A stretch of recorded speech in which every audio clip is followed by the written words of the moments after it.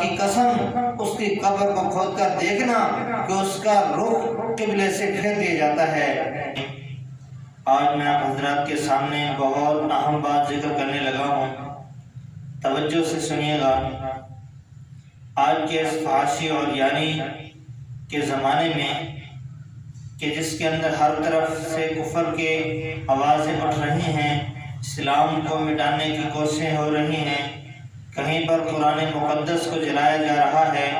کہیں پر جو ہے وہ اسلامی جو شاعر ہیں ان کی توہین کی جا رہی ہے، وہاں پر ایک چیز یہ بھی شامل ہے کہ علماء کی بے عزتی کرنا، علماء کی ناقدری کرنا، علماء کے خلاف زبان درازی کرنا، علماء کو نعوذ باللہ گالیاں دینا۔ آپ علیہ السلام نے ارشاد فرمایا العلماء ورثۃ الانبیاء، یہ علماء جو ہیں یہ انبیاء کے وارث ہیں، اور قرآن مجید میں اللہ تعالیٰ ارشاد فرماتا ہے انما یخشی اللہ من عبادہ العلماء، کہ یہ علماء ہی ہیں جو اللہ سے ڈرتے ہیں، علماء سے زیادہ اللہ تعالیٰ سے ڈرنے والا کوئی نہیں ہے۔ تو آج کے اس دور میں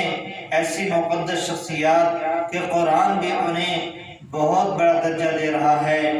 اور رسول اللہ صلی اللہ علیہ وسلم کی حدیث بھی ان کی فضیلت بیان کر رہی ہے۔ تو آج کے اس دور میں لوگ جہالت کی وجہ سے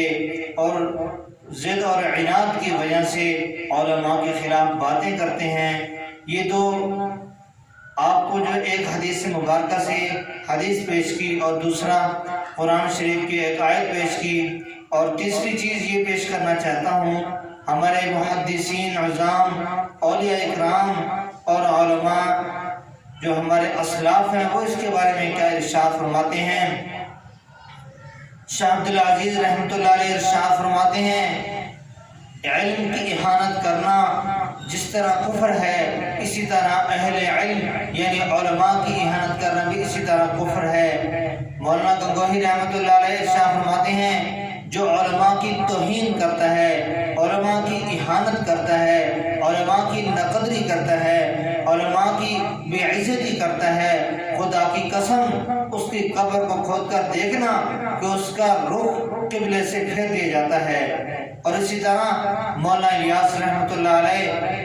کے پاس ایک آدمی شکایت لے کر آیا، اس نے کہا جی حضرت صاحب مقامی علماء ہمارے ساتھ نہیں دیتے، ہمارے ساتھ تبلیغ کا کام نہیں کرتے،